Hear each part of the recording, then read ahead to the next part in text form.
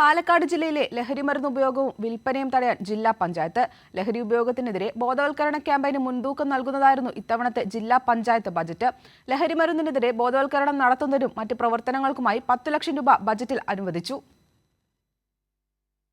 വർദ്ധിച്ചുവരുന്ന ലഹരി ഉപയോഗത്തിനെതിരെ ശക്തമായ നടപടികളാണ് പാലക്കാട് ജില്ലാ പഞ്ചായത്തിന്റെ നേതൃത്വത്തിൽ നടന്നുവരുന്നത്. ലഹരി ഉപയോഗവും അക്രമവാസനയും തടയാൻ വിവിധ വകുപ്പുകളെ ഏകോപിപ്പിച്ചാണ് ജില്ലാ പഞ്ചായത്തിന്റെ പ്രവർത്തനം. ലഹരിക്കെതിരെ ജില്ലയിൽ നടത്തുന്ന ക്യാമ്പയിനായി 10 ലക്ഷം രൂപ ഇത്തവണത്തെ ജില്ലാ പഞ്ചായത്ത് ബജറ്റിൽ അനുവദിച്ചിട്ടുണ്ട്.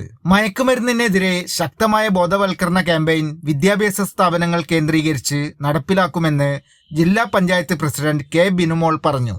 മയക്കുമരുന്നിനെതിരെയുള്ള ക്യാമ്പയിൻ അതിശക്തമായിട്ട് നമ്മുടെ ജില്ലയ്ക്കകത്ത് കൊണ്ടുപോകണം. സർക്കാർ വളരെ കൃത്യമായി നമ്മളോട് പറഞ്ഞിട്ടുണ്ട്. വിദ്യാഭ്യാസ രംഗത്ത് അതിൻ്റെ പ്രവർത്തനങ്ങൾ ഒരു സാംസ്കാരിക പ്രവർത്തനമായി തന്നെ ഏറ്റെടുക്കണമെന്ന് ആഗ്രഹിക്കുന്നു.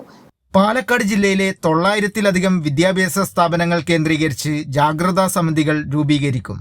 ജലസംരക്ഷണം, മാലിന്യമുക്ത നവകേരളം, കാർഷിക മേഖല എന്നിവയ്ക്കും പാലക്കാട് ജില്ലാ പഞ്ചായത്തിന്റെ ബജറ്റിൽ ഊന്നൽ നൽകിയിട്ടുണ്ട്. ബജറ്റ് പാലക്കാട് ജില്ലാ panchayat vice president CK Chamunni അവതരിപ്പിച്ചു. കൈരളി ന്യൂസ്, പാലക്കാട്.